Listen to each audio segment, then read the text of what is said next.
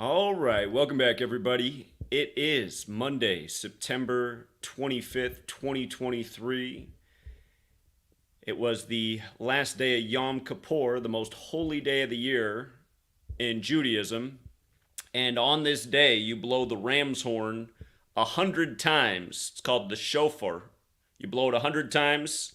Funny enough, the Los Angeles Rams tonight got their 100th all-time loss in the regular season versus the AFC. They are playing the Bengals in a rematch of Super Bowl 56, but you blow the Rams horn on Yom Kippur 100 times.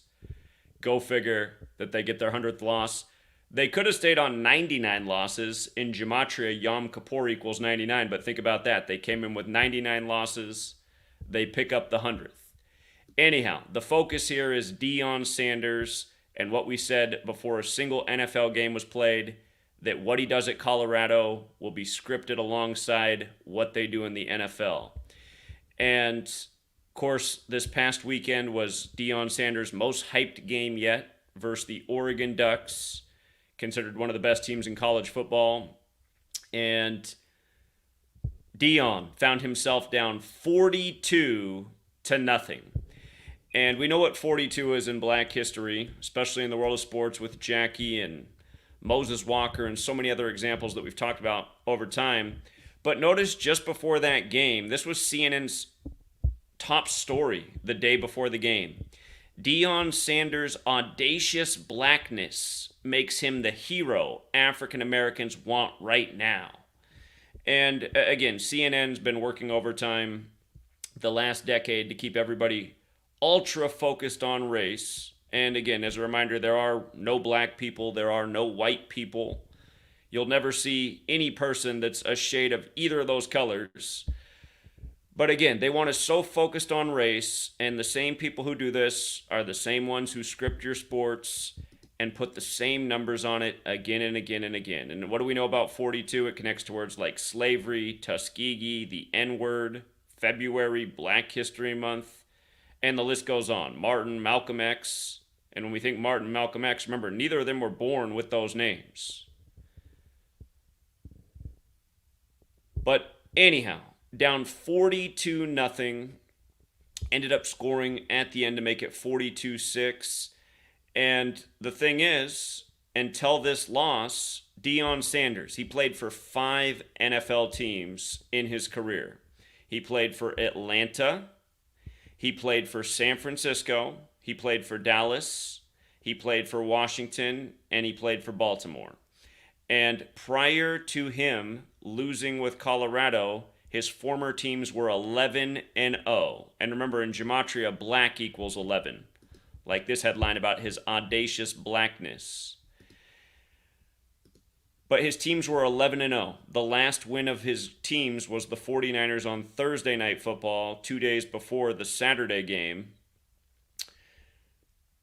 After he lost on Saturday, Atlanta lost, Dallas lost, Washington lost, and Baltimore lost. So they were perfect while he was perfect with Colorado. Then once he loses, all of his teams lose. And again, think about the probability of it working out that way.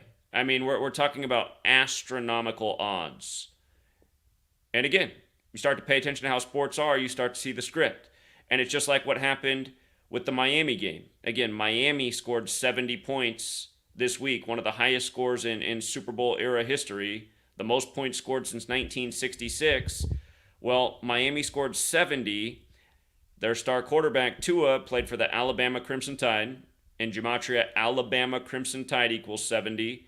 And at the start of that week, a former Miami Dolphin, Hubert Ginn, who was drafted in 70, died. And he died at age 76, and then the Miami game was on 76 date numerology. But again, just college and pro. Also, the day before Alabama, they won their game with 24 points, and then Tua on Miami got his 24th NFL win on the 24th. College, pro, scripted, rituals between the leagues. And again, everything being so date specific. But to go back to Deion's first win with Colorado. Again, it was 45-42. 45-42, right? There's the 42 again. A total of 87 points. The game was in Texas, where Deion used to play for the Cowboys. And again, they talked about how there were 87 newcomers to the team, Deion's remade team.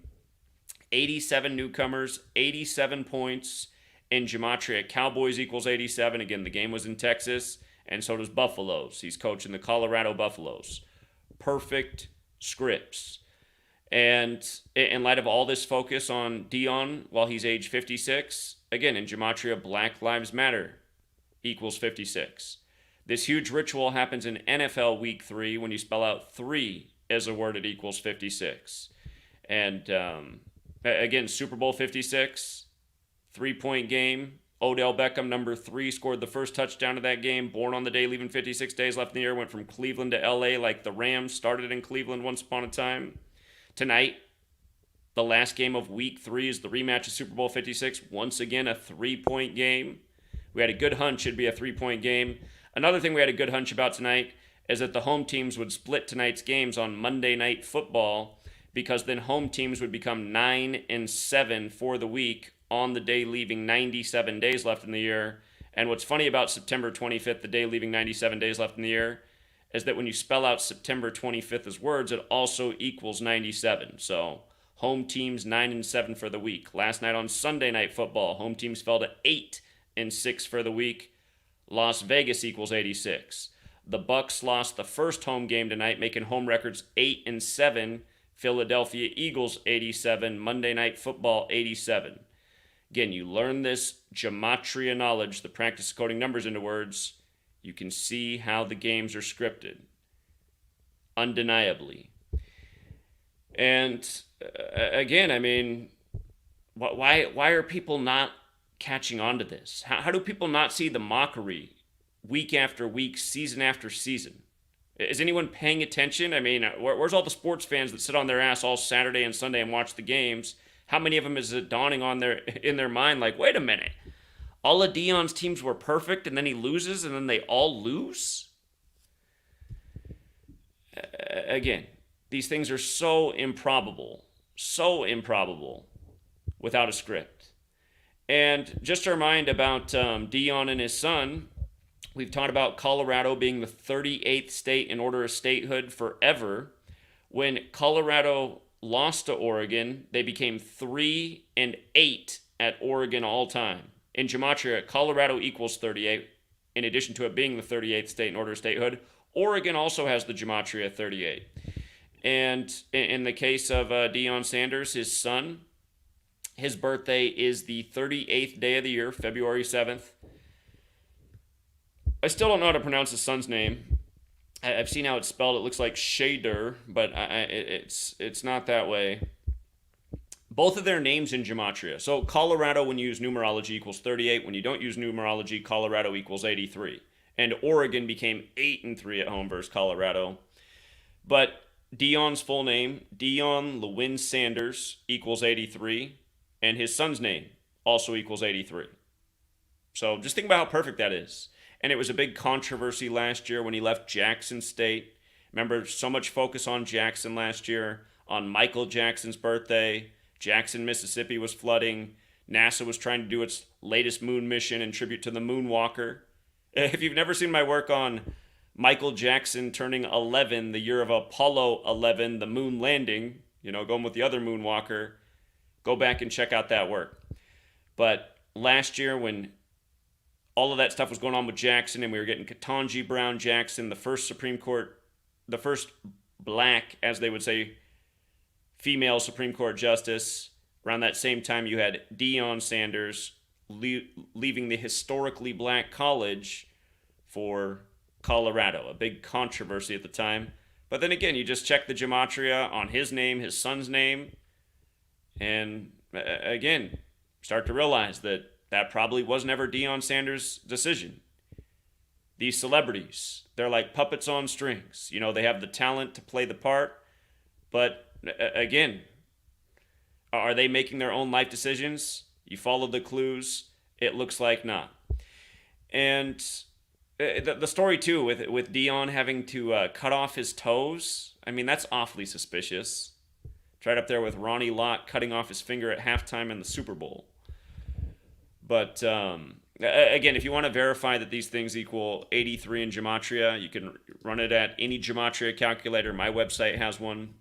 Again, there are 4 base ciphers, the alphabetic order forwards and backwards with numerology.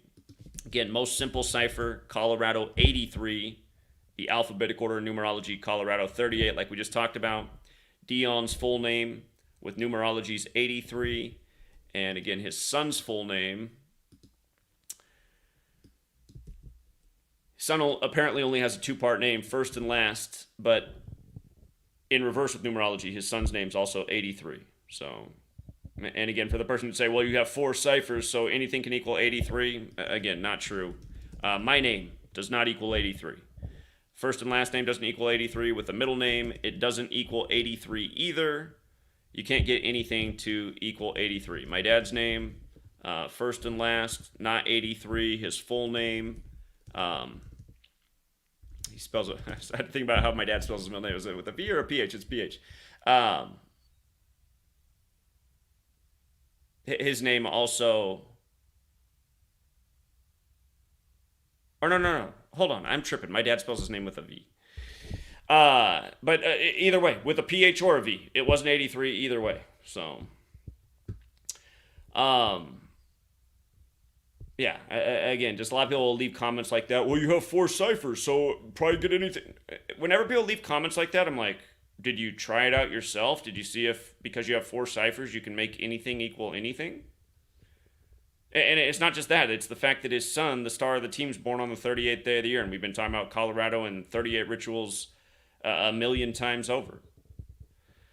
So here's the latest. And again, just the rituals with Black history in 56 as well. Like the first black president, Obama, winner of the 56th election. So, and you know, with the big Jesus piece, Society of Jesus running the whole show, just think about it, you guys. Just think about it. Think about how big of a joke all of this stuff is. And think about how much money and time and energy the American people put towards these things. I mean, look at these fans. Did you see the Notre Dame fans? Did you see the Notre Dame fans? The way they lost to Ohio State? And again, just simple little gematria. How many times have I talked about Notre Dame equals 41? How many times have I talked about Ohio State equals 40? Ohio State became 4-0. Notre Dame became 4-1. And just the fans, I mean, they went all around the stadium after Notre Dame got shocked at home. And you could just see the students who were just in disbelief. They already felt like they'd won the game. In a way, it was like, how didn't Notre Dame win the game? They stopped Ohio State with hardly any time left and should have been fairly easy to run out almost the entire clock. Did Notre Dame call a timeout to stop the clock for Ohio State at the end? I want to say that they did. But again, this is why the world needs to wake up to what's going on. It's rigged. It's racist. Ritual sacrifice is a part of it, like we just made the point with the Miami Dolphins game, the latest of a gazillion examples. And the man they sacrificed, he has the same birthday as the upcoming Super Bowl, Hubert Ginn, drafted in 70, as Miami goes on to score 70 points. And you can look him up right here. Drafted by the Miami Dolphins. Oh, I take it back. He was the 211th pick, which is similar to the Super Bowl date upcoming on 2/11. So, oh, and by the way, the point I was making earlier also about this game today with the Rams on Yom Kippur, where they blow the Rams horn. Remember, this is the 104th NFL season, and isn't it funny that the Rams stayed on 104 wins and picked up the 100th loss?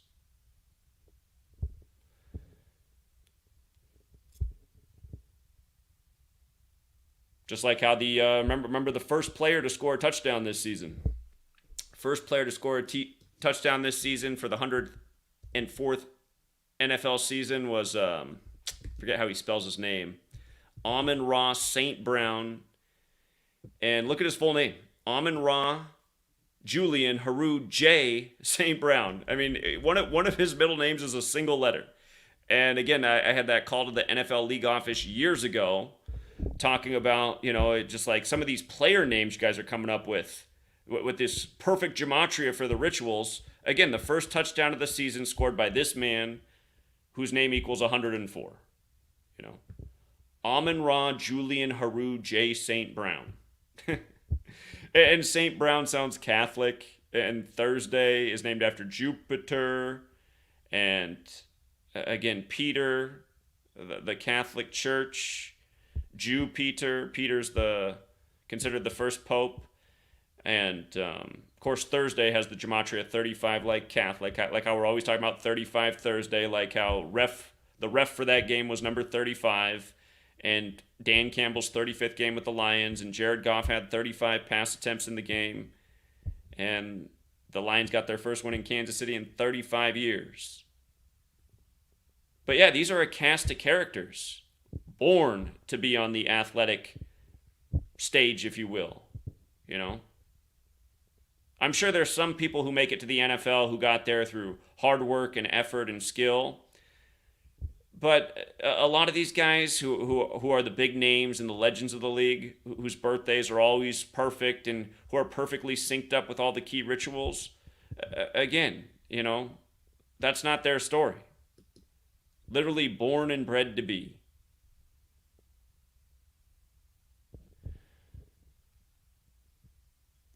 You know what else was funny is the Braves and the Yankees lost games yesterday too, and right after Deion's loss, and of course he played in Major League Baseball for those teams as well. So, anyhow, the real point of this show is to get the conversation going with the people who do go to these games, whether they're college games or pro games.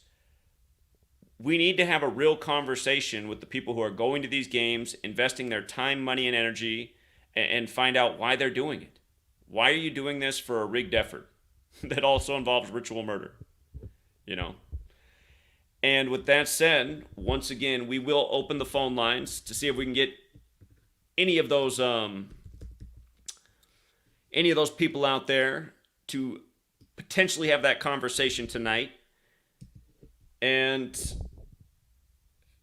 maybe part of the reason those people are not catching on is because they're the same people in this world that are not looking for any answers. Just like they're just marching along, not thinking about anything. And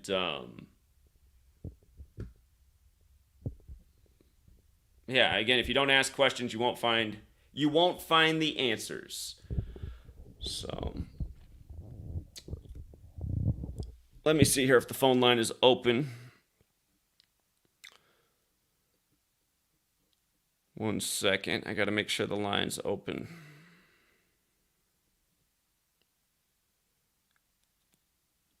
Okay. The line is open we already got our first caller here. It's coming from Jacksonville, Florida. 904. Yeah, what's up?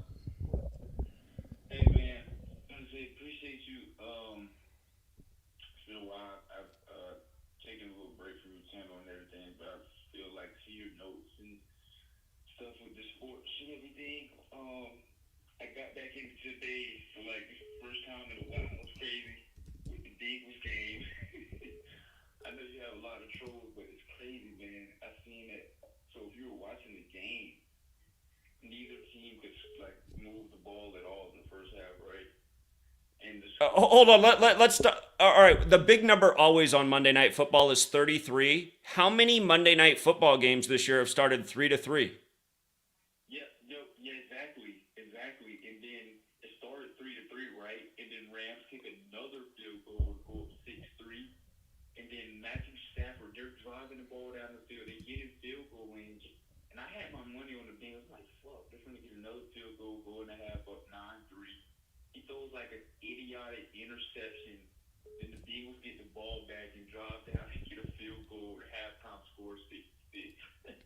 Cincinnati equals 66. And then the Rams come out and make it 9-6.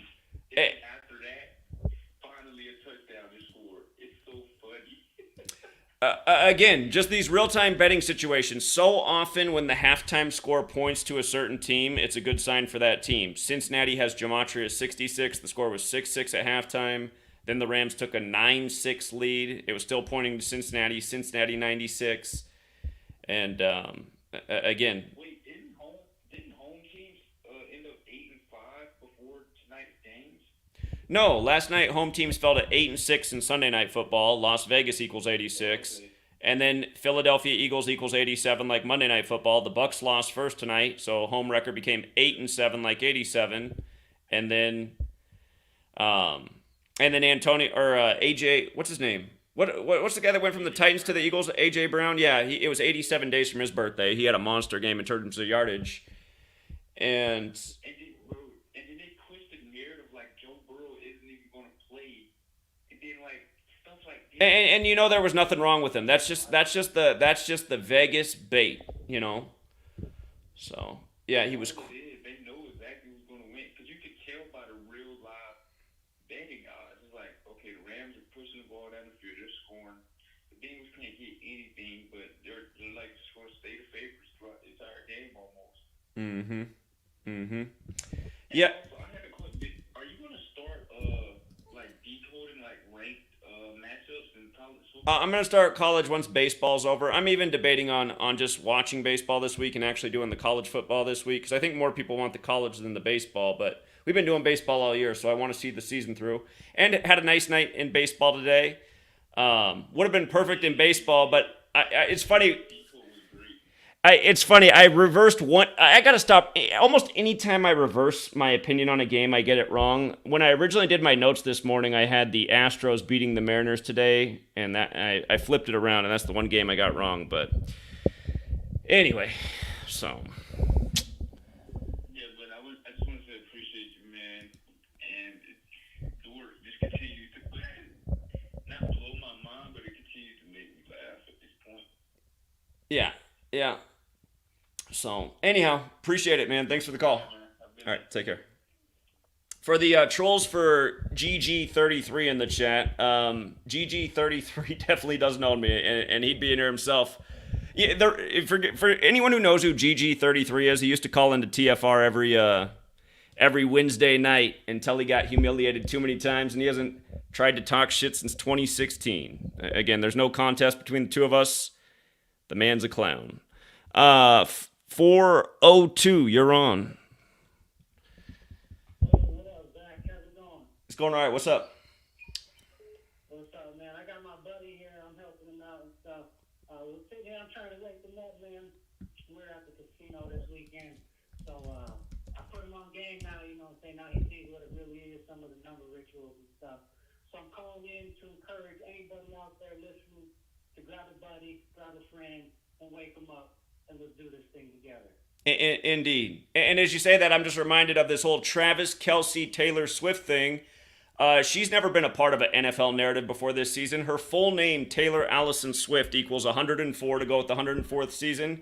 And her first and last name, Taylor Swift, equals 51. First game that we get attention that she's at a game. The score's 41-10, a total of 51 points. And then what's funny is Travis Kelce had 69 receiving yards. Both of them are 33 years old right now, and their birthdays are 69 days apart. So, go figure. Wow, doesn't get any more scripted than that, huh? And like we've always said, scripted from the final score to the box score. Yeah, the celebrities, they don't even, choose who their partner is. Their partners are chosen for them, And that's obvious as well when you just pay attention. So, and again, Travis Kelce's talking about how there's all this drama and there's no even real information out there. It's like all a big secret. But yeah, again, this is just another contrived storyline for the season. So. Yep, there's plenty more to come, so stay tuned. Yeah, no doubt about it. All right, listen to my first statement, everybody out there. Grab a friend, wake them up. Yeah, I like that. And thanks for doing that. Appreciate it.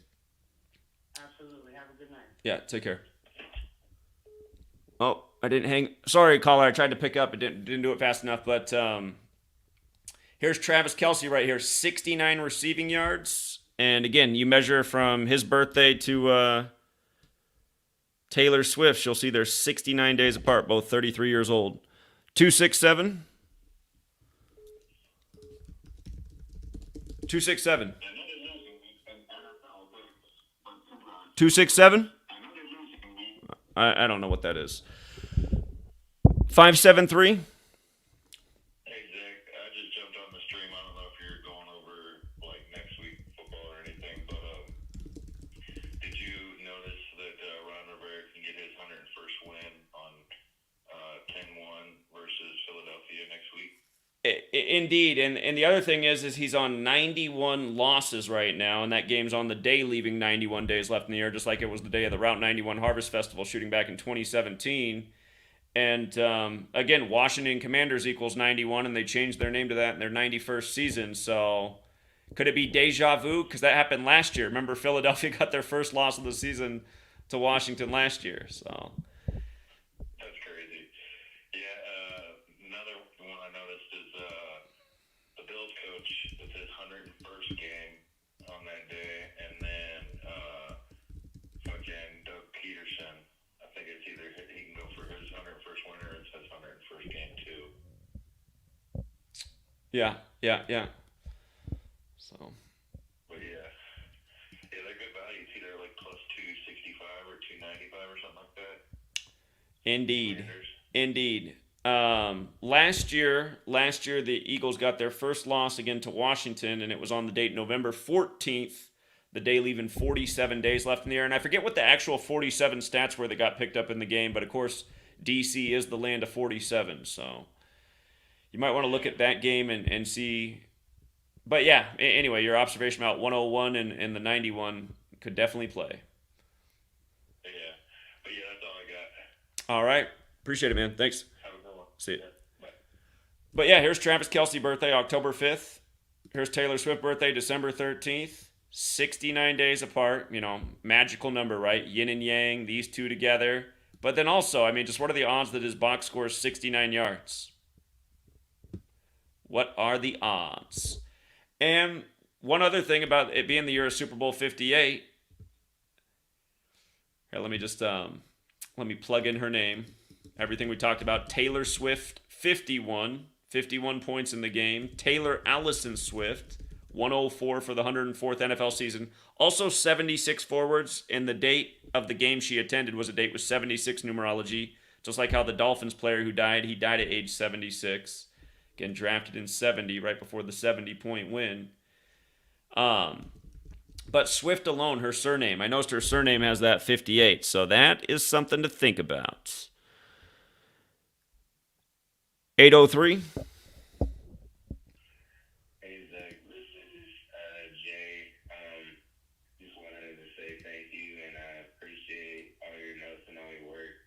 I was looking at baseball, and one thing that I did notice, and talking about NFL as well, about a Super Bowl narrative, the Chiefs.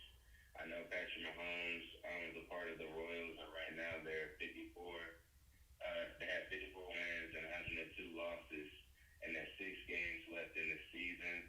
If they can get 4 wins and 2 losses, they can be 58 and 104. Like how is Super Bowl 58 and then the 104th season? And right now they've been on like some sort of crazy winning streak. Apparently they're like one of the best teams in September, so I thought that was something pretty interesting to look out for. Do you know what the Royals record was in 2018, the first year that Patrick Mahomes was a starter? Oh no, what was it? I'll give you one guess. It was the same as the Super Bowl. 58 and 104.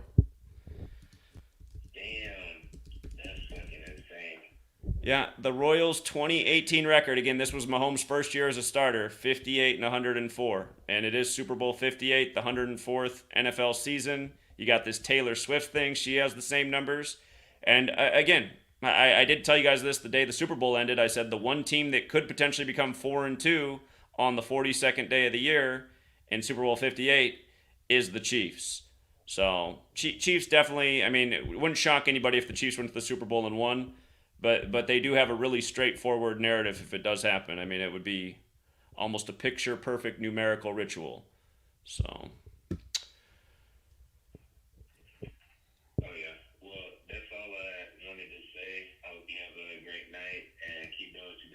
All right, man. Yeah, good thinking too on the Royals. That's exactly how you do it. Appreciate it. Hell yeah, bro. All right, later. Monday Night Football is really kicking my ass, though. We did have a good thought that the home teams would split tonight, and we knew it could go exactly this way. What was funny about this week is, again, 3 and 56 are a magic pairing. This is NFL Week 3. When you spell out 3 as a word, it's 56. Goff got his 56th win this week. The Cardinals stayed on 56 losses versus the Cowboys in the big upset of the week. 263 is the 56th prime. Bill Belichick got his 263rd win and did it over the Jets. And again, the 3 Jets on 9/11 where the flight numbers add up to 263. There were 4 planes on 9/11, but the 3 that supposedly hit buildings. 11, 77, and 175. The only 56 that didn't play was Stafford. Stafford could have stayed on 56 road losses for his career in the Super Bowl 56 rematch. 916. Hey, what's up, Zach? I know you was talking about 56, but the home record for the prime time is 5-6. Oh yeah, because it was 4 and 5 coming into tonight, and they split. So yeah, 5 and 6. Yeah. So then, I got called in about the Lions game. The home teams would be 6-6, Lions 66, and then Kansas City is 67. They play the Jets on Sunday night. So like sometimes they'll go off that, or sometimes they'll go off the home. Here. I haven't even started to look at week 4 yet. Let me get up here what you're looking at. So home teams 5 and 6. I see what you're saying. Packers are at home. If they won, they could make it. Because that's that 19-3 on the coach, because he's 19 and 29, and that game is 19 weeks and 3 days from Super Bowl 58 on Thursday. It's a 44 right there. That got to be a 44. When was the last time Detroit was the favorite at Green Bay? That's funny. So. Yeah. So then Kansas City, and then I don't know what the Monday, because I know last week it was the date numerology of the overall, because the Saints made home team get that 19th, and then on Thursday it was 19 date numerology with Briscoe and Debo Shine. Well, here, just follow your logic all the way through. You said Kansas City equals 67, which it does. So you're assuming that the Packers are going to win and make it 6-6 in prime time for the year because Lions is 66. Then the Jets will lose to make it 6-7. What's Seattle Washington equal? 68, right? So. Yep. 68. Yeah. That's 68. Yeah. Yeah, right there. Because then the Packers play on Monday next week, and if Love wins, he'll be 3-2. And what's the Monday Night Football number? 33. And then the Raiders play them.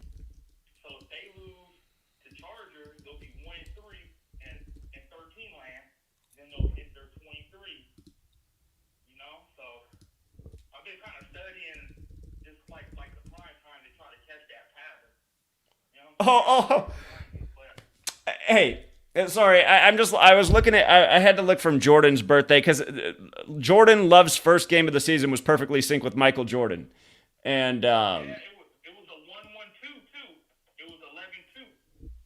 Super Bowl day 2. yeah. His birthday. I just wanted to make a point about tonight's game, the Philadelphia game. Just again, Philadelphia has that gematria of 2-2-3, and they had to have a safety to make the score 22-3. I was like, come on, man. Yeah, the score was 22-3. They made it 22-3. You didn't see that? Oh wow. You didn't see the score was 22-3? Here, look. I was asleep. Look at this. I'll put it up here so everybody can see it. Yeah, Mayfield took a safety to make it 22-3. Yeah, man. But I be seeing all types of. But even going back to the Sunday night, I forgot to say. I don't know. I blanked out with Jimmy G. He fell to 7-4 against at home. Oh, yeah, big Raiders number. And just like how the Steelers got their 74th win. Steelers got this. If you go back and look, Steelers got the 74th win versus the AFC West all time. Again, Raiders in 74 always plays. And if you look at the box score at halftime, Pickett had 115 passing yards. You'll see these things all the time at halftime if you pay attention to see how scripted the games are. But Raiders is 115 in reverse. So. Yeah. And then I was also looking at the week 6 with Dallas because they're going to be kind of synced with Deion. But I know Deion's going to lose to USC because they'll be 3-2. USC Trojan is 32, and the coach, he could pick up his 71st win. Colorado Buffalo 71, Deion Sanders 71, and then they'll fall to 3-3. But the same thing will happen to the Cowboys because they play on Monday night, week 6, and that's 33-day numerology, 41, whatever. So I'm trying to get the next couple weeks like the prime time, but whatever. Yeah. That's gonna be nice media news for the Cowboys to lose, whatever. Yeah. If they lose to New England, because New England has the head-to-head numbers. They got that 87 and that 43, and then 34-day numerology. But if they lose, Dak will have 38 losses, and they play the Niners on Sunday night, and that'd be a 39 right there. Boom. That'd be that 39 special.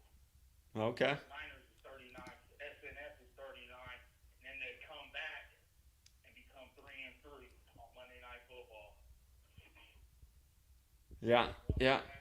Good observation. And then looking at their AFC records, they're on 111 and 39, so they'll be like Super Bowl numbers. I don't know if that will it be a sign or something to watch, but they'll hit Super Bowl numbers in this AFC because then they play the Bills too, and that'd be like the little Saturn 30-year. I don't know, but them records is down.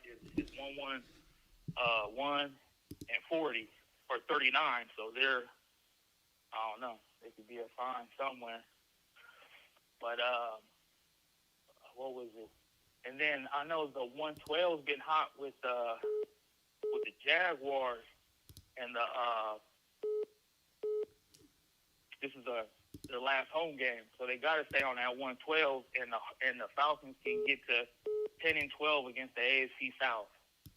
I seen a 112 for them, so that's been smoking like the last 2 games. That's been a good factor, But yeah, but I think the Cowboys are gonna ride with Deion this little slump. Whatever. It's gonna be a tough couple weeks for the Raiders and the Cowboys, and then they'll bounce those 2 fan bases back on Monday night. You know what I'm saying? With big wins on Monday night. But that's really it, though. Whatever. I appreciate your work and all that. All right, appreciate it, man. Trying to let people know. But yeah, all right now. All right, have a good night. Oh, didn't switch over quick enough. Yeah, sorry, guys. I just switched the mic setting. I forgot. The mic I was on is not good for picking up the calls. This other mic's better. My bad. And thank you to Daria for the reminder.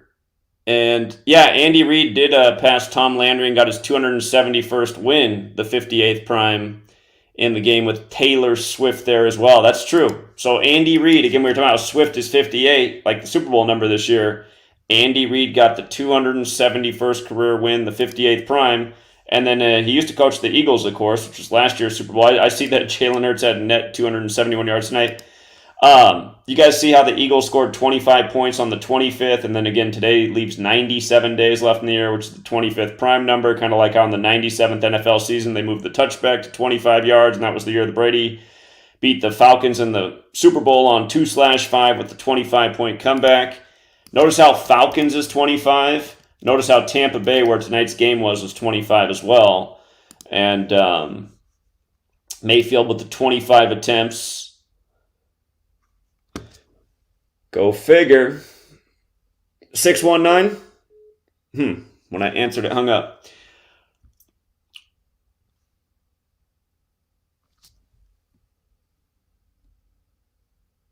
$586. Hey, Zach. back. I just want to say another terrible weekend picks. Congrats to the winners, baby. Sorry. Oh, and then he hung up like a loser. It wasn't, though. It wasn't another terrible week. Again, look at the whole Friday and Saturday was very good in baseball. Sunday, the games we liked. The only one that hurt us on Sunday that we liked was the Saints, who blew the 17-point lead in the fourth quarter, but we liked the Browns a lot. We liked the Seahawks a lot. Those are the games we liked a lot. We thought the Colts had a real good shot at an upset. We knew the Cardinals had a shot against the Cowboys. Again.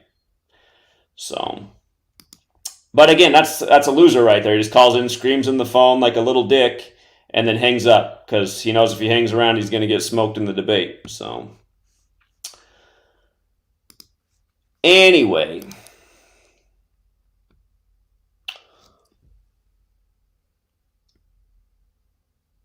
$619. Hey, Zach, what's going on, man? Yeah, what's up? Coming from a personal perspective here, I want to talk about, just real quick, I'm going to be real quick. I'm going to talk about my family, my father. He's just so into sports.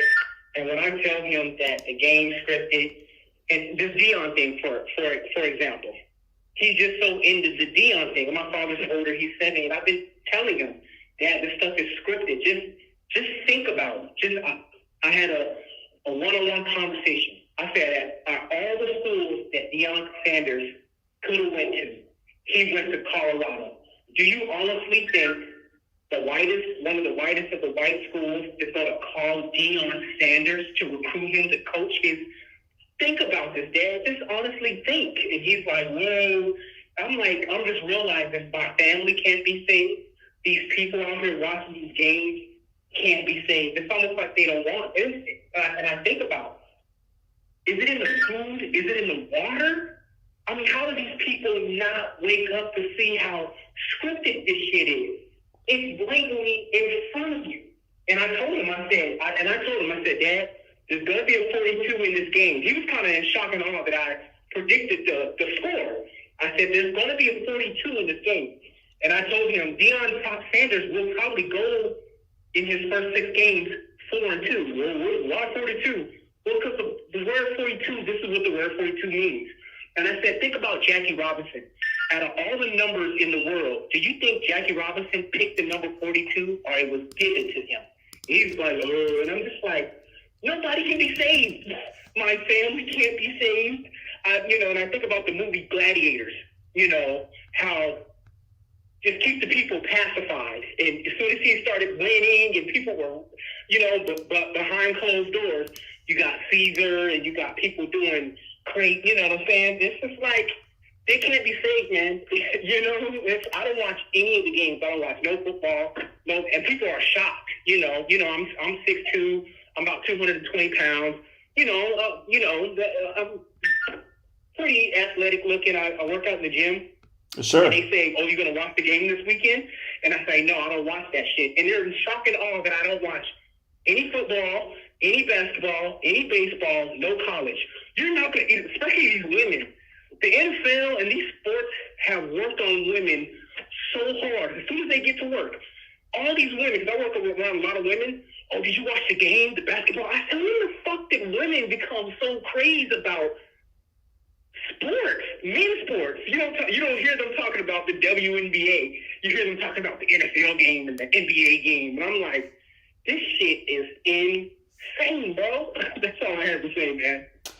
Yeah, I understand everything you're saying. I don't know if you saw when we went to Seattle for the MLB All-Star game, but I talked to a lot of fans there, and it seemed like at least 2 out of 3 really got it, and we had them thinking about things. But then I would ask some of them after they were listening, I'd say, okay, so assuming that I'm right, that it's all scripted, would you still watch the game? Someone would think about it, and they're like, I think so, because it's still fun to watch. It's like, oh, man. Don't you understand? It's like, don't you see these people are fucking with you? All they do is distraction. If you're entertained, watch them. But I'm saying, guys, this is all a distraction. You know what I'm saying? It's no different than a movie. It's no different than a TV show. All this shit is scripted. But not only is it scripted, it's ritually, it's ritually satanic. It's demonic. People dying, You know, and it just goes over people's heads now when I tell them stuff like, oh, this person was killed, you know, for this ritual, for this ritual. You know, you don't even go back to the Kobe Bryant thing. Come on, guys. Kobe Bryant dies in a helicopter crash on the 25th. Think about it. They couldn't believe it. Oh, my God, Kobe Bryant's dead. Everything is all real. And I said, yeah, but LeBron James just passed his record the night before. Think about what a coincidence. Oh, my God. And my dad was watching golf that day. He was watching the PGA Tour, and they had announced it right on the PGA. Kobe Bryant's dead. Who the fuck cares? Like, who cares, bro? Shit. Again, just to remind people about Kobe. Again, the season he finished, 2016, that November after the season was over, they put out the Kobe Bryant After Death shoe, Nike did. Kobe Bryant After Death, just think about that. And then days later, Comedy Central ran the Chamberlain Heights episode where he dies in a helicopter crash, and it came out on 16/11, the 16th day of the 11th month, that cartoon, like how the King James Bible came out in 1611. And then the season that Kobe dies is the season the Lakers signed AD, Anthony Davis, after death. And right, exactly. And again, Kobe's last season, Moses Malone and Daryl Dawkins both died right before it started. The first two players out of high school, like Kobe's out of high school. And 1982, Moses Malone did the ad for Nike for their shoes, carrying the staff like Moses in the Bible in Exodus. And funny enough, Exodus and Gematria equals 74. Moses Malone was drafted in 74, and Kobe died during the 74th NBA season. But again, in Exodus 4, Moses doubts God, and God turns his staff into a snake like Kobe's the Black Mamba. When Moses Malone did that ad for Nike, that was 1982. That was the year Kobe Bryant turned 4 years old.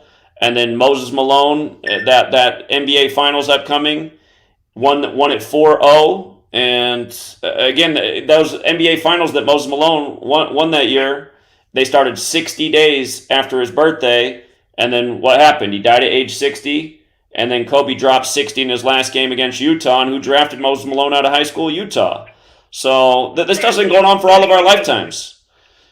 That Kobe Bryant, for some reason, it popped up in the YouTube feed. Kobe Bryant scoring 65 points one day. I was like, why is this in my feed right now?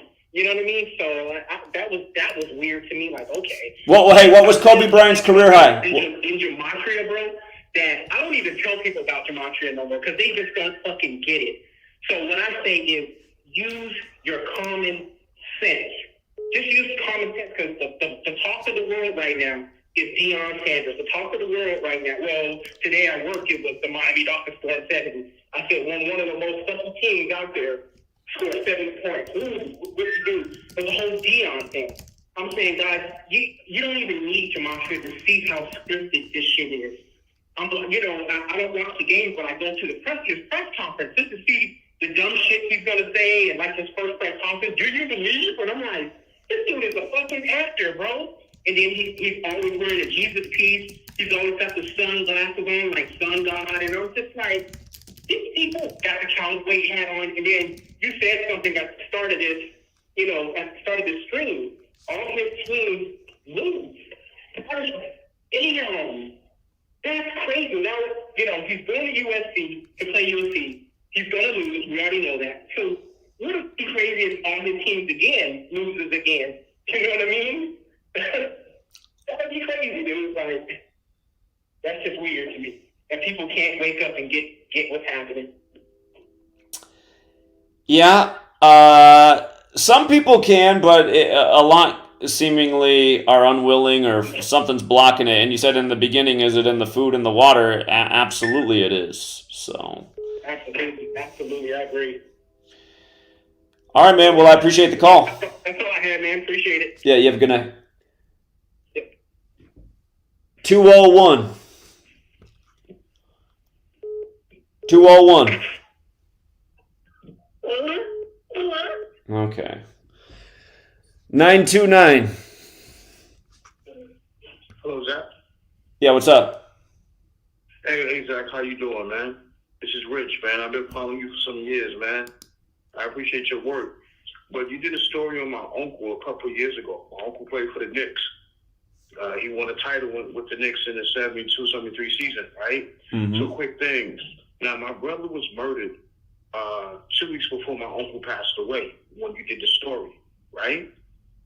So my uncle wore the number 43. He wore the number 43, which was 7, right? My brother's life path number was the number 7. My brother dies on January 7th. Now, my brother was born in New York, but he was murdered in North Carolina.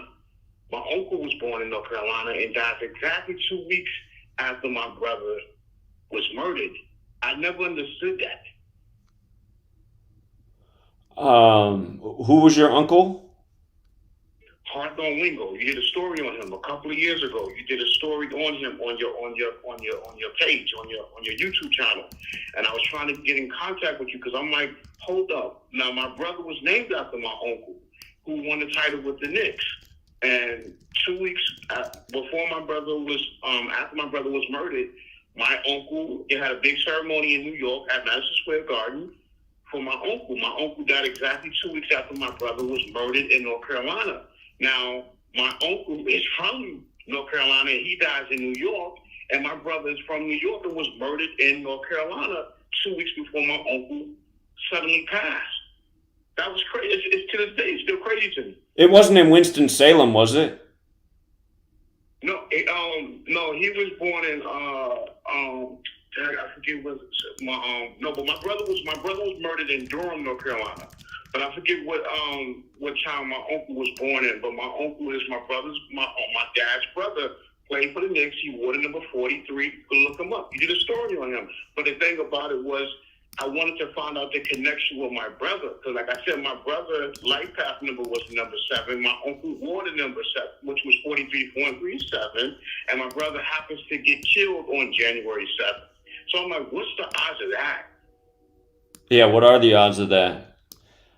And you do, like I said, I've been following your YouTube for years with the whole 9/11. I've been telling people about you, my coworkers. I'm from New York, and I've been telling them about you. And I've been calling you for a long time. It's the first time I ever got in touch with you, man. But like I said, man, I just wanted to know what was the correlation with that, because we always hear about famous people, but for it to hit home, you understand what I'm saying? For it to hit home that my brother was murdered in North Carolina, and 2 weeks after my brother was murdered, my uncle, mysteriously, he dies, and then they had this big ceremony for him in the garden. So I was like, it was crazy. It was crazy, man.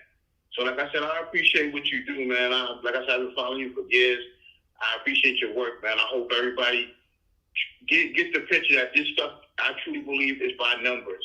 I truly believe with the sports, all the rigging, I believe, like I feel, in my opinion, it's going to be an East Coast team who's going to win the Super Bowl this year. I don't know which team. I feel like it's going to either be Buffalo or Miami. I feel it's going to be in the Super Bowl this year.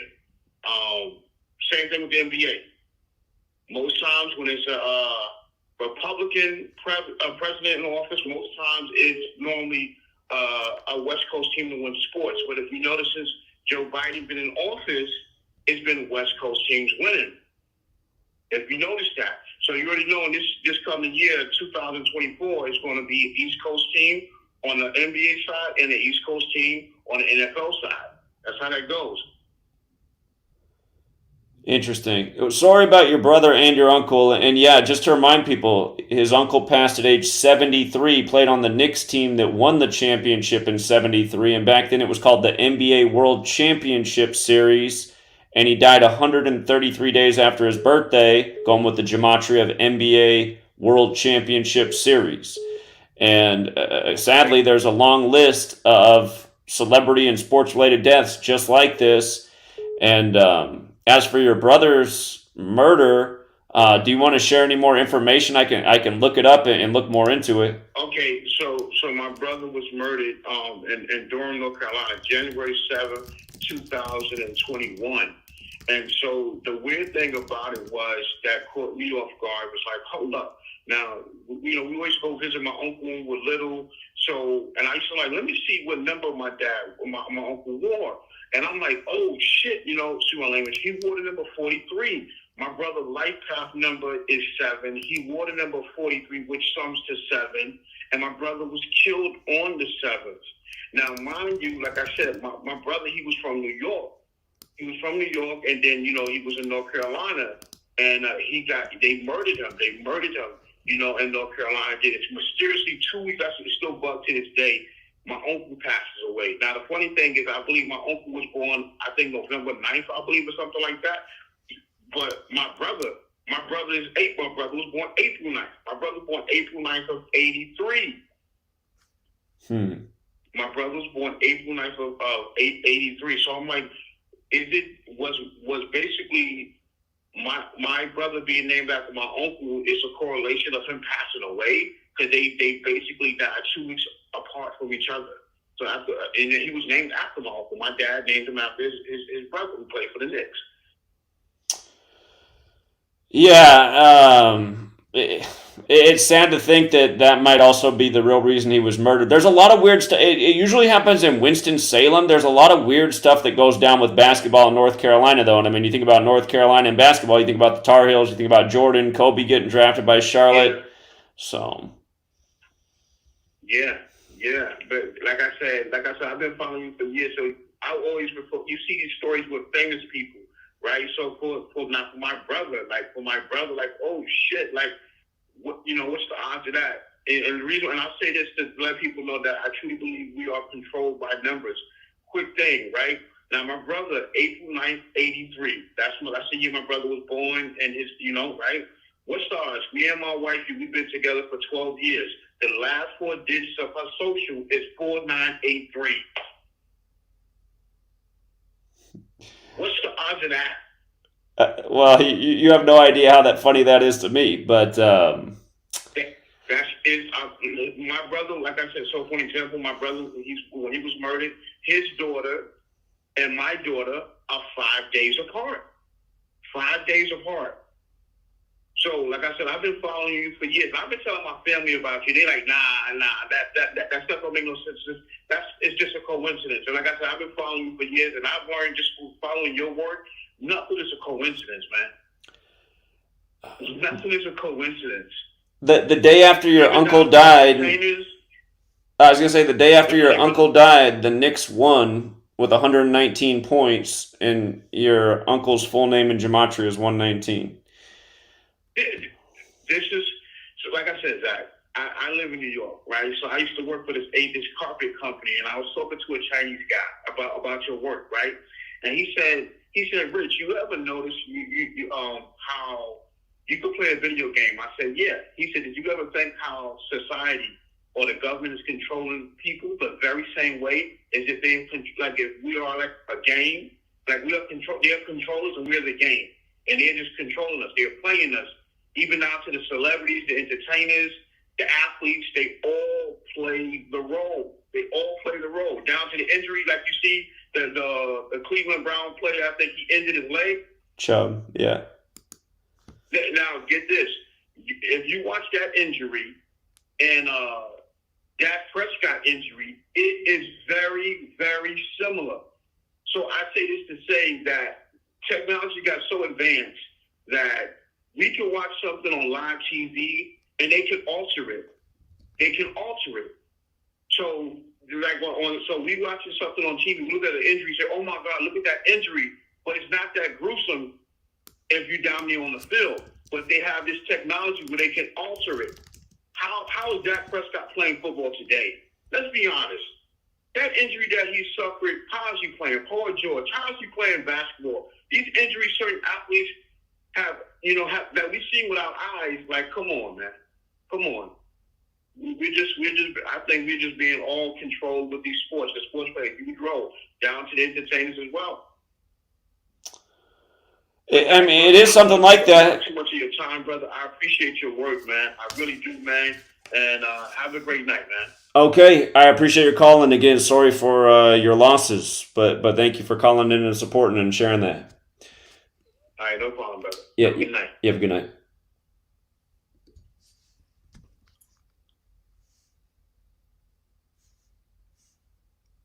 Yeah, it's sad. It's not just his uncle. Another family member who he said was named after the uncle. Let's see. No caller ID. Yo, Zach, what up, man? What's up?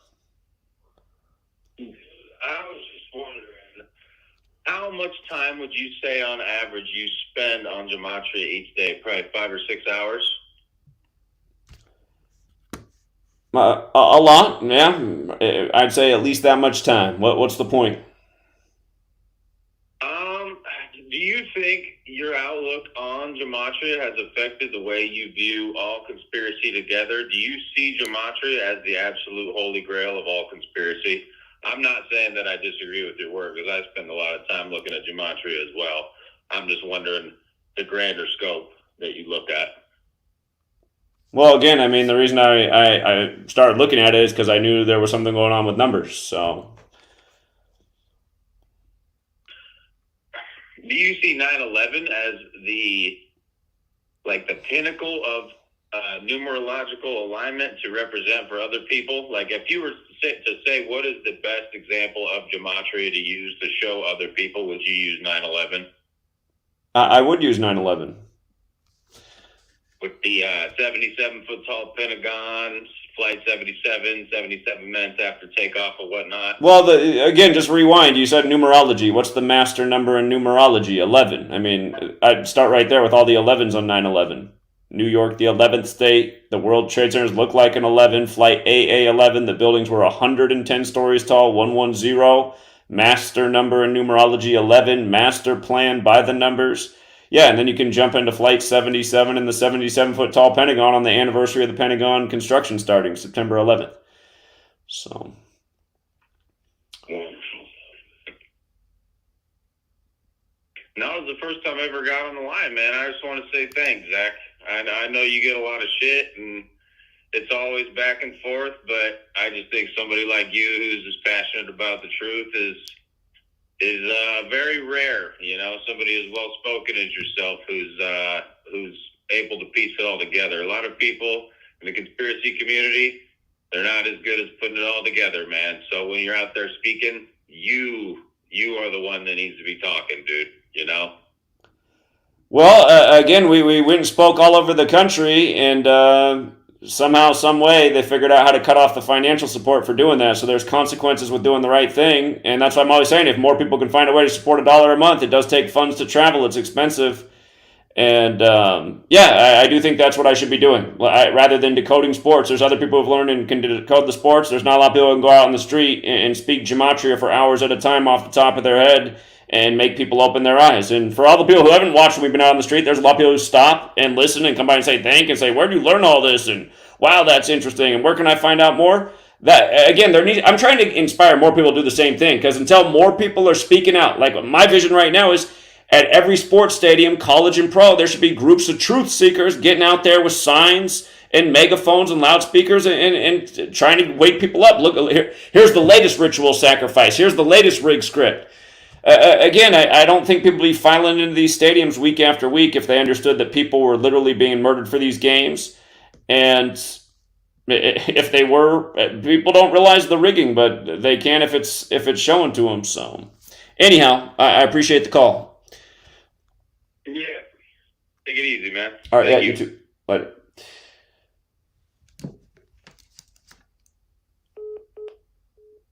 Okay.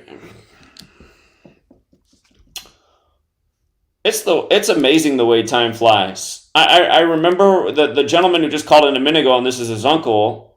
I remember that day I was at the post office, and I got a call while I was in the post office from a man who lives in Philly, and he told me about this story because I'd missed it initially, and he asked if I could decode it, and I'm just like, wow, that was already over 2 years ago. I mean, pretty soon it'll be 3 years ago. It doesn't seem like it was that long ago. Oh, man. And yeah, his question about how many hours a day have I been decoding for the last decade, it is a lot of hours, and it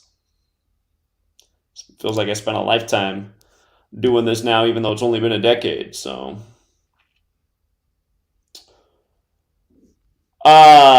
you guys, just New York in 39. Look at this was the last game in the D-backs Yankees series. This was the World Series after 9/11. Remember, in Gematria, remember every single cipher. All 4 ciphers, New York has a 39 connection. NY's 39 forwards. NYC's 39 in reverse. Well, that's New York City. New York, of course, is 39. And New York, NY, like you'd write the city on an envelope's 39. So New York and the city of New York has a connection to 39 in every cipher. Arizona is the only other state besides New York. When you take the alphabetic order with numerology, they're the only two states that equal 39 in that cipher. Okay, that was the World Series after 9/11. But notice, Arizona falls to 39 and 39. The day before this, the game before, on Sunday, the Yankees Diamondbacks game, Zach Gallen got his 39th career win. 39th career win here. The next day, his team's 39 and 39. The Yankees became 42 and 39 at home. And notice how Arizona, when you run it in reverse, is 42. Forge is 39. They became 42 and 39 versus Arizona. Diamondbacks is also 42. And, it's Yom Kippur and it's New York and Judaism equals 77. They stayed on 77 losses. The Diamondbacks got their 74th loss, where Jewish is 74. Judaism is 77. The most important Jewish holiday of the year. Holiday like Holy Day. Holiday is also 74, like this nation's birthday. And notice the Rangers and the Angels. Today had 41 date numerology. In the NFL, Joe Mixon got his 41st career touchdown, but LA picked up their 41st home loss on 41 date numerology. I would have been perfect today had I not reversed my decision on the Astros and Mariners. I initially had the Mariners staying on 41 home wins today, and I should have just stuck there because that was right. They did stay on 41 home wins on the 41 date numerology. And the Giants. The Giants are the most 25 team in baseball.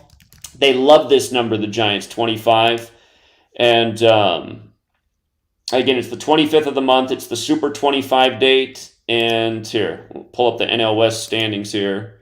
The NL West standings, the Giants made the Padres 25 and 25 by the Padres losing today. So, again, the games are rigged. What's up, DK?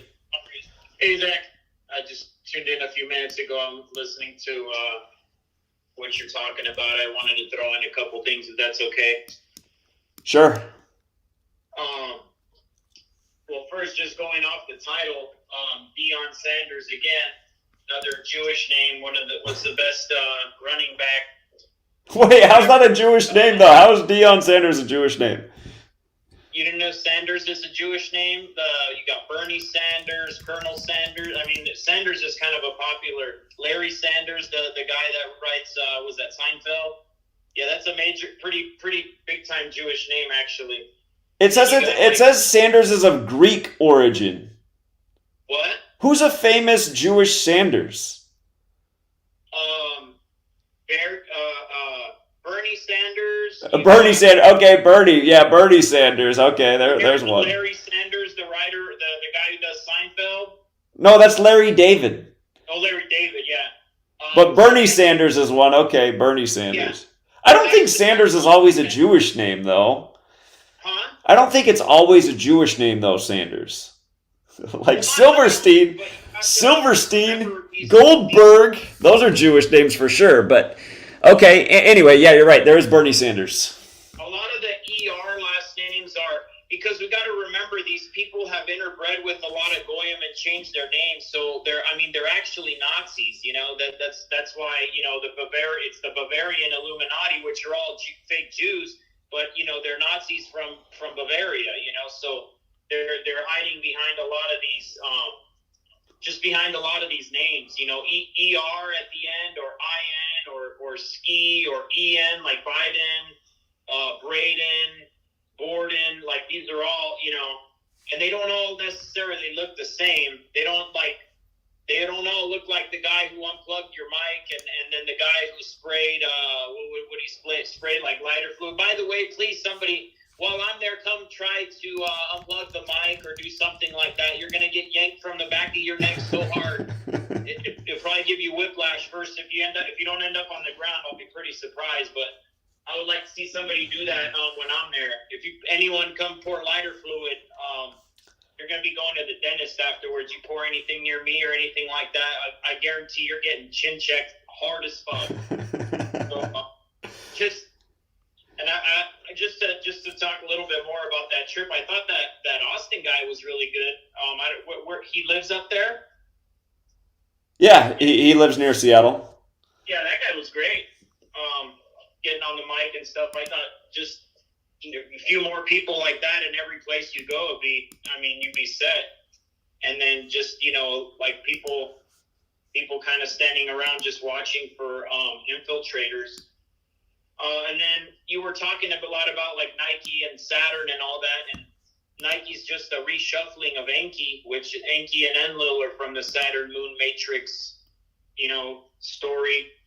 So, and then you remember what the quarter was for 2020, the new quarter?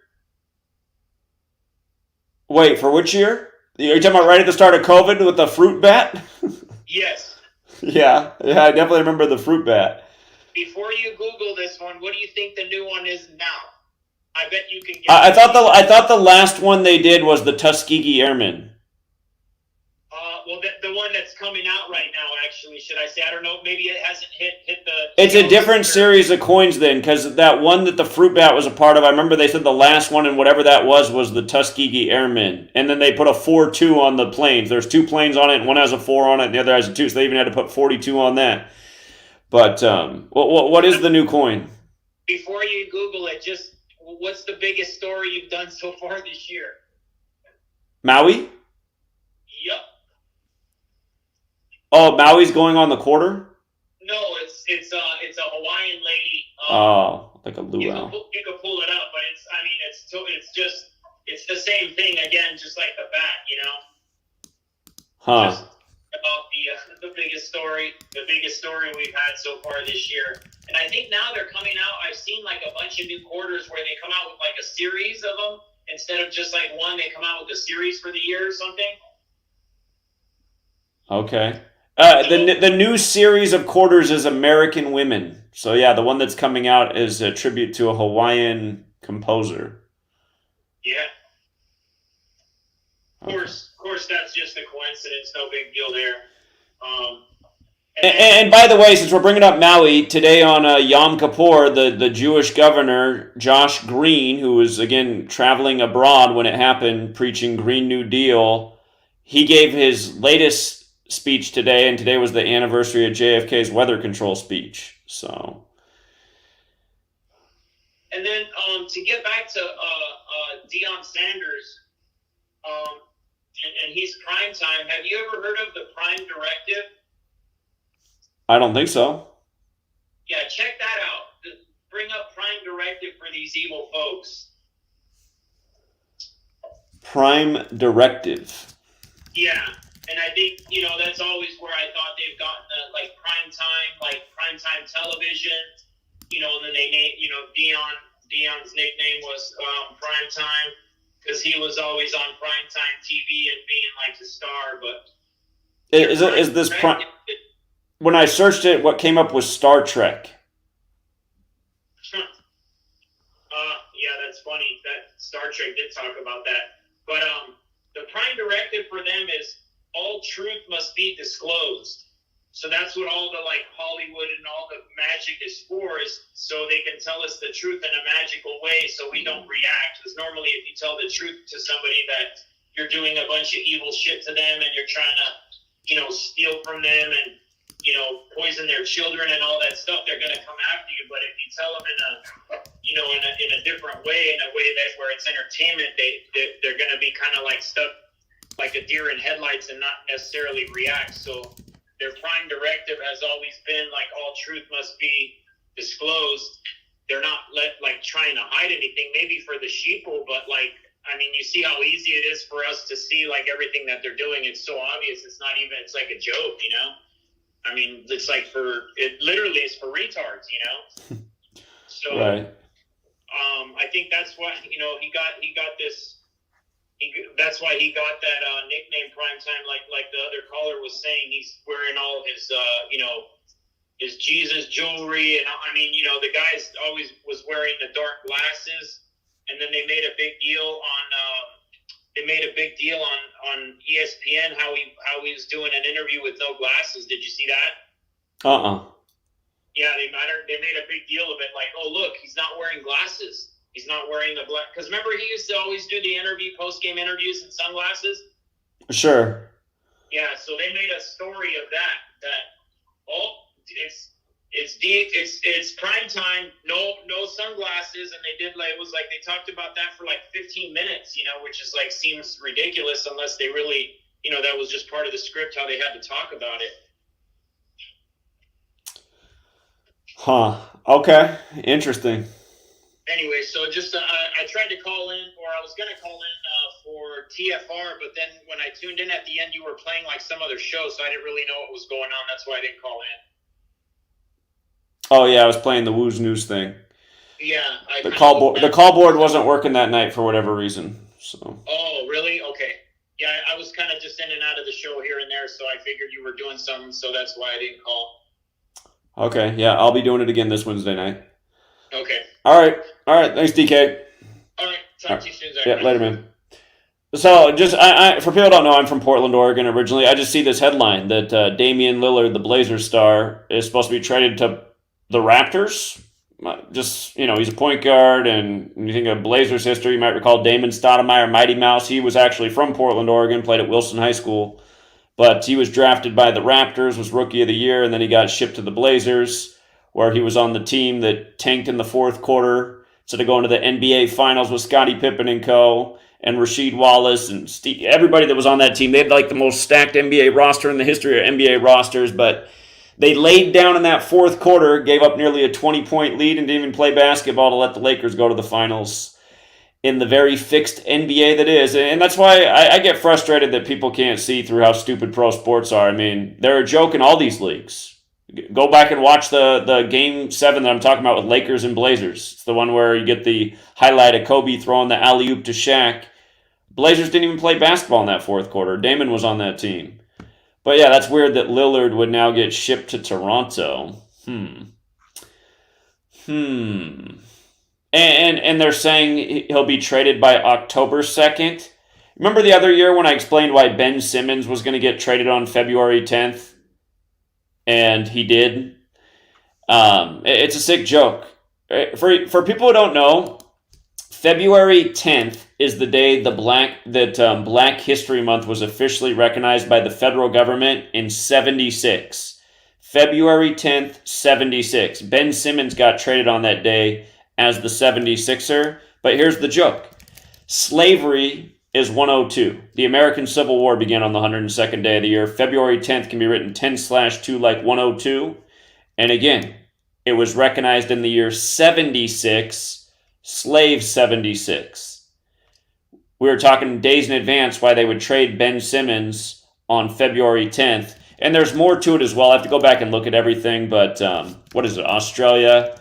Australia is also 102 where he's from, and there were a whole lot more elements to that, but I just remember the February 10th. Ben Simmons is 42, like February, like slavery, like again the rest of that list, like Deion Sanders being down 42-0, and where slavery in Gematria equals 42 and 102. God, it's also 87. I forgot about that. Slavery is also 87, going with the whole 87 thing with the Buffaloes and the 87 points and the 87 new players. But you see the N-word? The N-word's also got that 42 and 102 in it. So familiar patterns. And now will it happen again? Will they trade Lillard on October 2nd? The latest joke?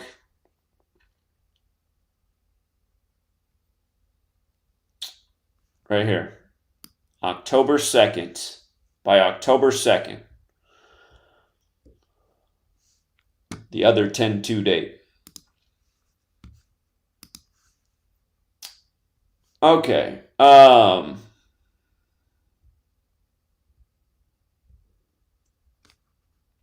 Charm One's got the call-in number. Thank you, Melissa T, for your generosity. I appreciate the 20. John Mendoza, thank you again as always, friend. Great observation. Gematria sense with Andy Reid getting that symbolic 271st win. Remember when Andy Reid won the Super Bowl, he got his 269th win, which is the 57th prime number. Andy Reid got the 269th win to win Super Bowl 57. And Again, there were a few 57s in that game, and they all stacked in favor of Kansas City. Okay.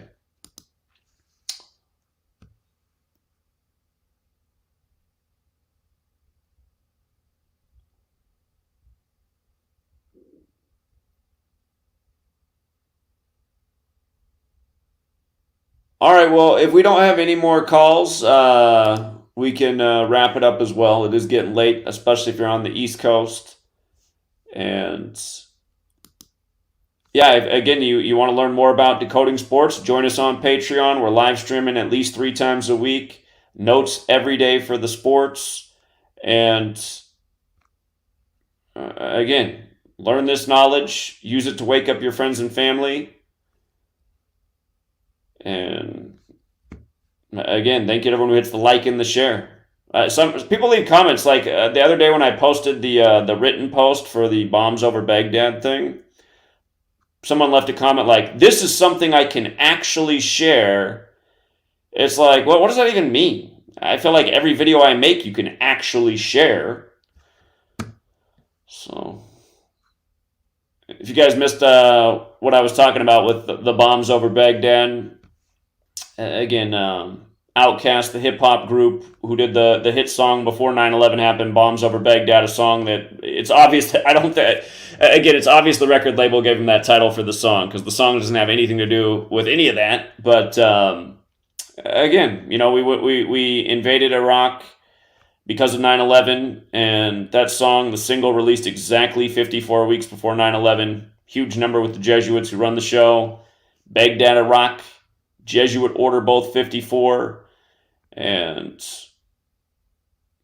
again, you guys, the world of entertainment, from the sports to the music to the movies, the cabal is in control of it all, and that's why all these things work out the way they do. Like Super Bowl 56, the Rams with the Ukraine colors, and then Russia-Ukraine, and what else was going on? You had Sean McVay, the coach, with the Ukrainian fiance, and Alec Baldwin smoking the Ukrainian woman on the set of Rust right before it all went down. 661, what's up? Hey, Zach. Did you cover, I just barely tuned in, did you cover Zelensky meeting with Trudeau in Canada and the Parliament, like giving a standing ovation to a World War II vet that turned out to be a Ukrainian Nazi? Trudeau's a Jesuit. Let's see. Because what what's his name was just saying, what he was just saying about them, they have to do this Prime Directive or whatever. It's like that has to be the most epic one. I'm surprised he didn't mention that. I guess that just happened today. It looks like the news actually broke yesterday, but yesterday was also... Well, hold on. Because now we're getting into late night, so... Well, I just heard of it today, so... Anyways, it made me laugh. It's like, it's in our face, dude. And again, this happens during Yom Kippur, which is the most Jewish holy day, so think about that. It's like, if people can't see that wasn't a friggin'... I mean, it's theater. It's theater. Yeah. Anyways, man, I just want to see if you could look into that, or maybe you want to mention it sometime. But yeah, here. Go ahead. No, I didn't know about it before you just called in, but it's funny. I was looking into Trudeau's remarks about the Indian assassination earlier today, so I'll look into this as well. Yeah. So, I mean, the thing is, people. It's so simple. But yet people can't see it. And what I like about your work... Hey, look at this. Look at this. So this happened on Sunday, the day leaving 98 days left in the year, and the man just happened to be 98 years old. And the NFL had so many rituals with 98 going on Sunday, the day leaving 98 days left in the year. So just like how the NFL was full of 98 rituals, here you got a 98-year-old man. Yeah. Oh, my gosh. Yeah, what a joke. It's a joke, but it's too sad that it's real, because it really is the Fourth Reich, and just because Zelensky's Jewish doesn't mean he can't be a Nazi, because there's Jewish Nazis, there's plenty of them, like Soros and Kissinger. Well, again, say it out loud.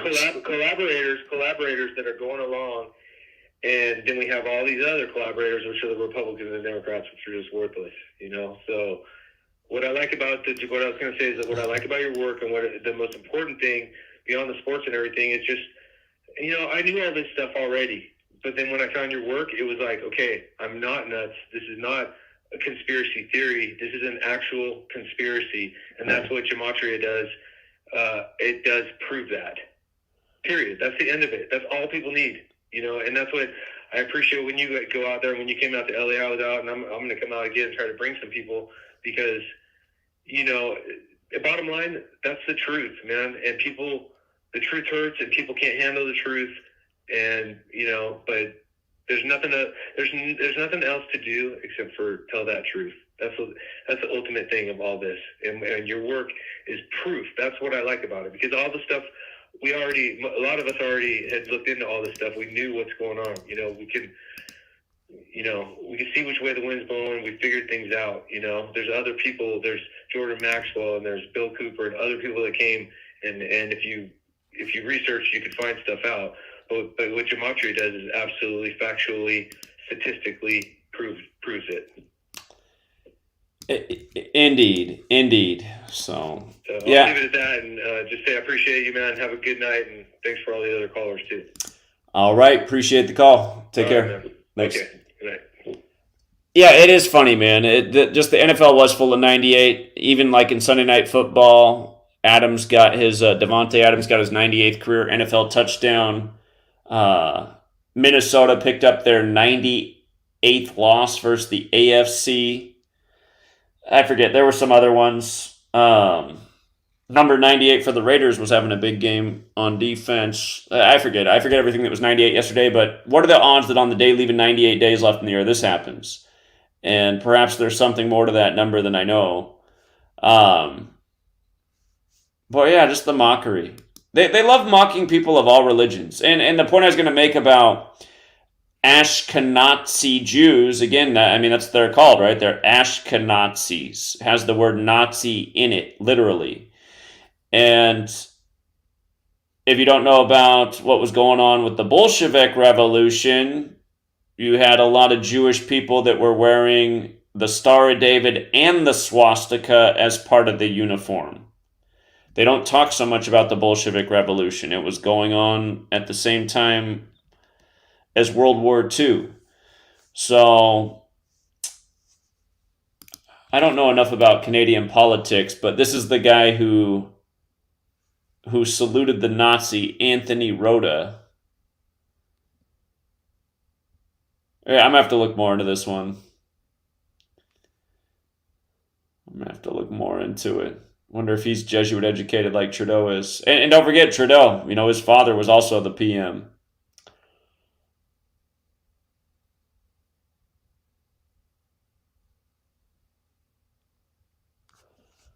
Okay, but yeah. We got a diversity of calls. We got a little bit away from sports.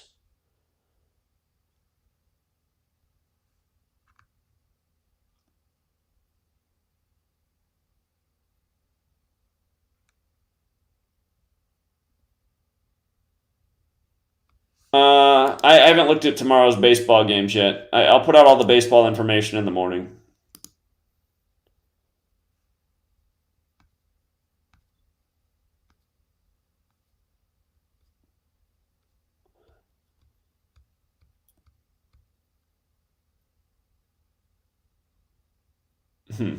Yeah. Got to do the work. It does take a minute. There's a lot of stats to comb through, so.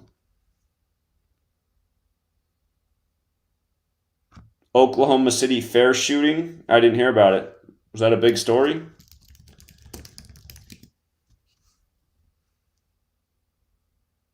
ABC News. Yeah, it looks like it got national attention. Vince Neil. This is coming up. This happens right before the anniversary of the Route 91 Harvest Festival shooting, which is also a concert-related shooting. Motley Crue concert, Vince Neil. Okay, I didn't hear about this, so Saturday, September 23rd. That's the 266th day of the year. Again, Jesuit motto, Isus Hominum Salvator, 266, like how we're living in the time of the first Jesuit Pope, who's the 266th Pope in the history of the Church, who spoke in D.C. on that day in 2015. And then this year he was speaking in France on that day, and the Jesuits are from France, Pope Francis. Here, let me see if there's something that stands out about Vince Neil's date of birth and how it lines up with this event. Vincent Neil Wharton. He's from California.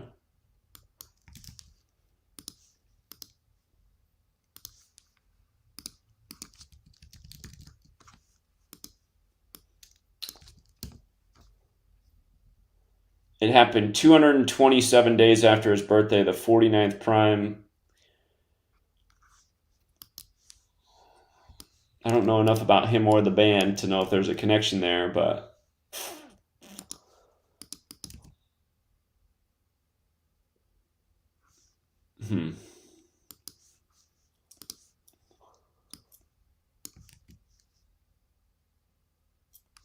Oh, actually, you know what? It did happen 227 days after his birthday. It also happened on his 228th day of his age. That's a death number if you're new here.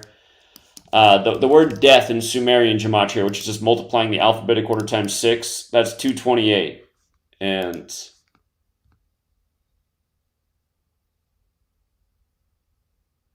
well, it doesn't look like anybody died. It wasn't a deadly shooting, though. Unless it's going to be one of those stories where it comes days later that a victim is passed in the hospital.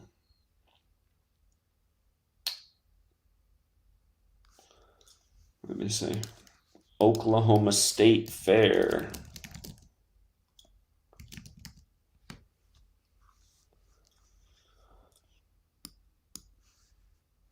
Yeah, I don't know. I don't know if it was a ritual or not. I have to do some more homework on it.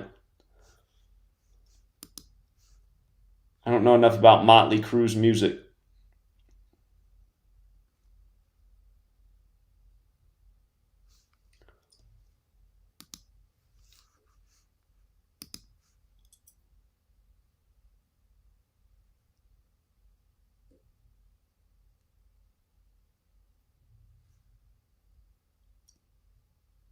Yeah, United States of America, of course, is 228, just like Martin Luther King Jr. And again, the only born American with a holiday named after him is Martin Luther King Jr., who had to die to get the holiday named after him. I'm definitely aware of the band Motley Crue. I just am not real familiar with their music, so I don't know if there's anything about the band that would factor in with OKC.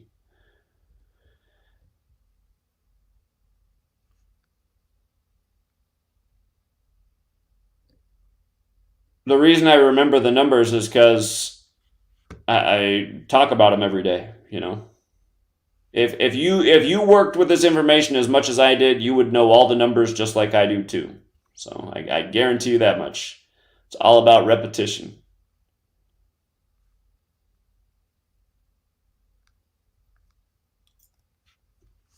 All right, but yeah, for all you guys who are here for the sports, you know, the one caller who made an observation about if the Royals finish the year strong, that is something to pay attention to.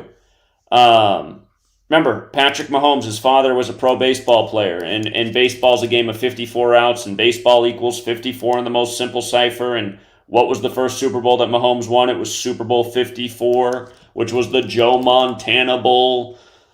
Chiefs over Niners, Joe Montana's teams. Notice Joe Montana's got the 54 like baseball. But again, Mahomes' first Super Bowl 54. This year is Super Bowl 58. Super Bowl 58 is the 54th Super Bowl of the modern era. So that is something to think about. And you might be noticing how baseball's 162 when you run the alphabetic order in reverse, like how there's a 162 game season. And if you just run the alphabetic order forwards, Major League Baseball is also 162. But I was going to say, the observation the caller had about the Royals, if they do finish the year 58 and 104, I mean, that's definitely something to keep in mind. So the Royals right now, they got 6 games left. They'd have to win 4 of the last 6. That's asking a lot for the Royals. But it's possible. And again, Mahomes' first season as a starter, the Royals did go 58 and 104. By the way, yesterday in Major League Baseball, you had very interesting rituals going on with Cleveland and Baltimore. Again, in 96.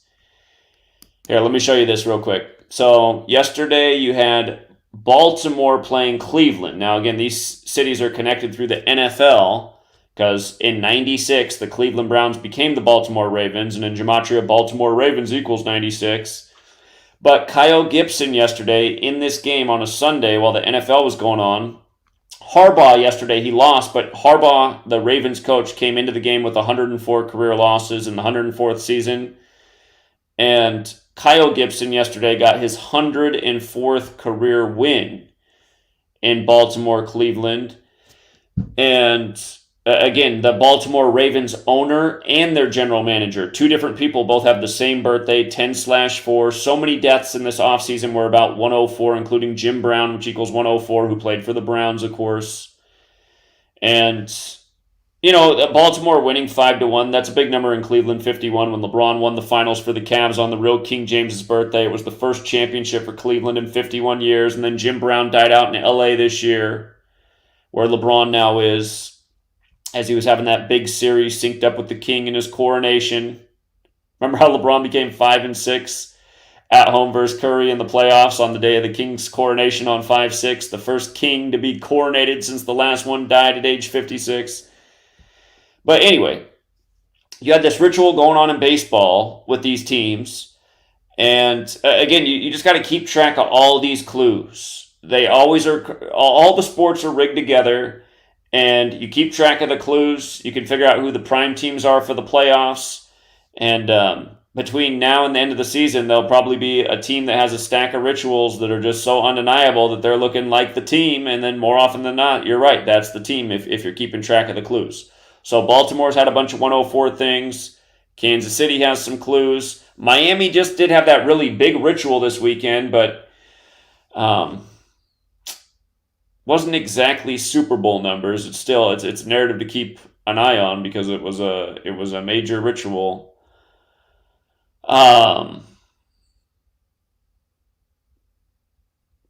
There was one more thing I wanted to say about this, and it's slipping from my mind. The Orioles, well, this wasn't what I was going to say, but yeah, the Orioles stayed on 59 losses versus the newly named Guardians, which equals 59 as well. So, the other thing I wanted to say fell out of my brain. What was it? Oh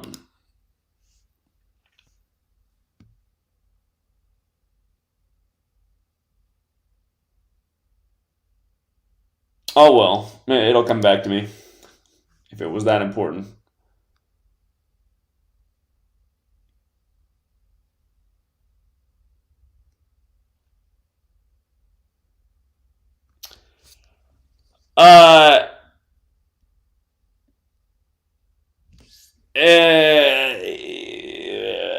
I'm just going to ignore a comment in the chat. The names mentioned are doing a detriment to this research and its importance. So Derek's charging a premium for the calculator as well. So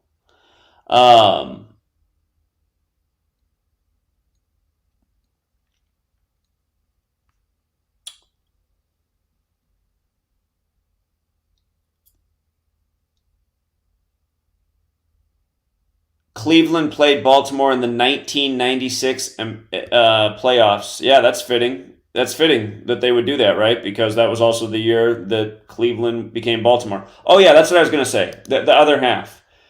Just the big upset, or it wasn't it was a pretty solid upset.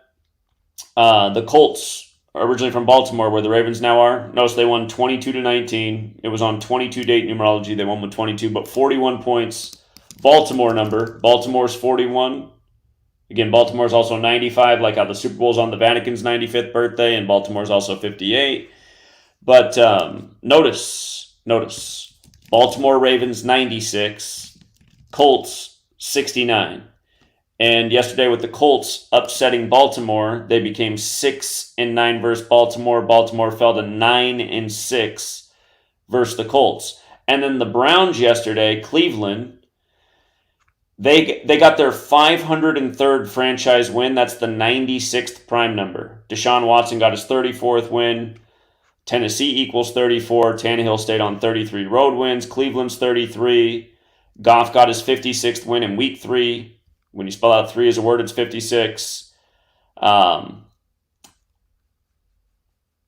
Saints-Packers was the game that kicked us in the nuts yesterday.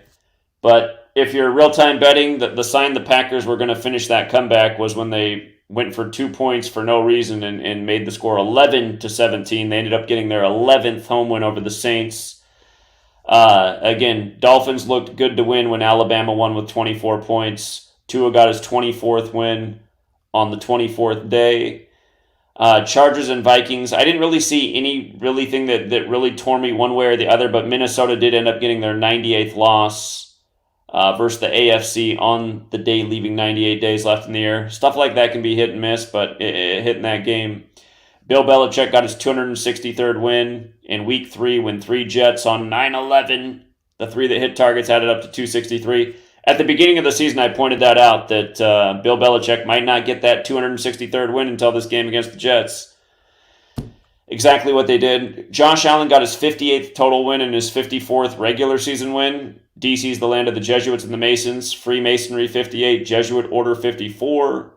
40 points on a 40-date numerology. Texans gave the Jaguars their 112th home loss as a franchise in the regular season. Houston won 12.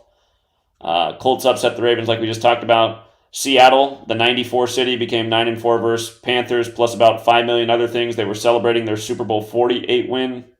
A decade ago at this game, Dalton got his 48th road loss. Seahawks equals 48. Dalton got his 82nd career loss. Seattle equals 82. I loved this game a lot, the Seattle over Panthers, and I like the over in that game as well. You could argue that was our best game of the week. I like the Chiefs to win by at least 14 in the 14th meeting of the Bears and Chiefs. They destroyed them. They won by 31, where Chiefs equals 31, but KC's 14. Again, Cardinals stayed on 56 all-time losses versus the Cowboys in week 3, where 3 and 56 have the powerful relationship. Steelers got the 74th win versus the AFC West as a franchise. Raiders equals 74. And notice there were 41 points in this game. This was the this was the Steelers' 41st franchise win in week 3 with 41 points. 41's the Super Bowl number. The story was this morning they had an emergency landing in Kansas City.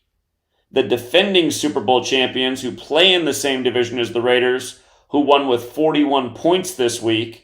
So again, these are things to pay attention to, these rituals. You know, I doubt that there was really an emergency with the Steelers playing. Again, rituals, clues, things they do during the year that can help foreshadow the script to come. And again, when Raiders lost last night, home teams became 8-6 for the week. Las Vegas 86. Again, just sometimes it can be this simple. Las Vegas 86, then the Bucs lost, making home teams 8-7. Philadelphia Eagles, if I can type here, equals 87, just like Monday Night Football is 87. And then the Bengals won to make home teams 9-7 on the day, leaving 97 days left in the year. And again, when you write out September 25th, it's also 97. So... And like we teach year after year, the entire league is scripted together. So often in a week, things like that will happen. And doesn't mean every game's easy to call, though, because the thing you had to think twice about with the Eagles and Bucs game, Eagles did even the series at 5-5 on the Bucs field on 5-date numerology, which made a lot of sense. And winning with 25 in Tampa Bay on the 25th, and again, the day leaving 97 days left near the 25th prime. The thing that was tricky is the Eagles had a chance to get their 25th regular season win versus the NFC South, or if you count their postseason record with the NFC South, they could have also got their 25th all-time loss versus the NFC South, so the 25 could have played either way, and Jalen Hurts and Nick Sirianni both came in with 25 wins as well, but they advanced off of it, but again, just a 25-point game and 25 land Tampa Bay. And again, at the beginning of this year's baseball season, that number was just smoking so hard in Rays games, and even like where Rays were like huge favorites in a game, the games where the 25 was going against them, they would lose. And it's been a thing for years, Tampa Bay and 25. It's always been a good number. But, yeah, and the thing that made it tricky with the Rams game tonight, again, following the 8-7-9-7 thing made a lot of sense, but no 56 ritual had failed this week in week 3 until the Rams game in the rematch of Super Bowl 56, and it seems funny they would do that. But Stafford could have stayed on 56 all-time road losses. He did get his 57th instead. He came in with the 56.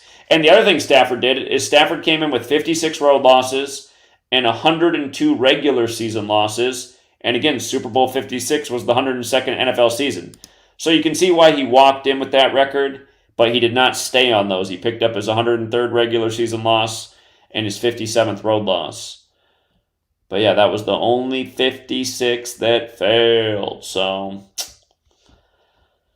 that's what makes it, impossible to be perfect with the knowledge, but still, just paying attention. If you're not gambling, it's not as frustrating, but you can just see how it's all scripted and just so perfectly planned out. And again, for the person who keeps looking at all this and being like, that's got to be a coincidence, that's got to be a coincidence, the Deion thing's got to be a coincidence.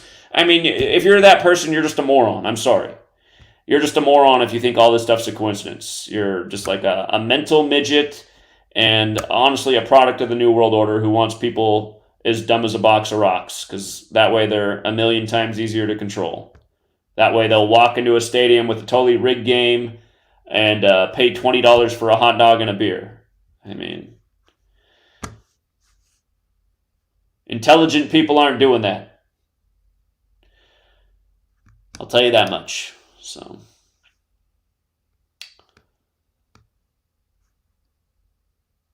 all right, we'll leave it there, True Seeker. Yeah, he did get his 57th loss on the 57-date numerology, but I was still thinking that the 356 thing would prevail. So,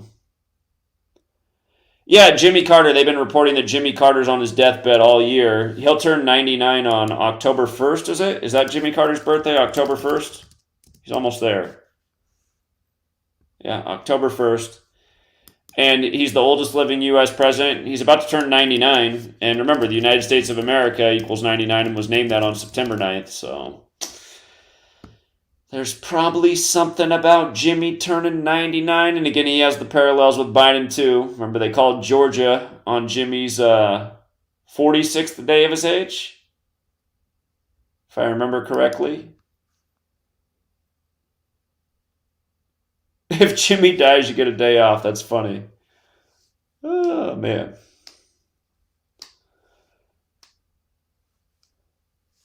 All right, we'll leave it there for now, True Seeker. Again, thanks to everyone who hits the like and the share. And come join us on the Patreon. Learn more about the rigging. Gary, the numbers guy. He studies there. Without me, he'd really be shit. Anyway, till next time.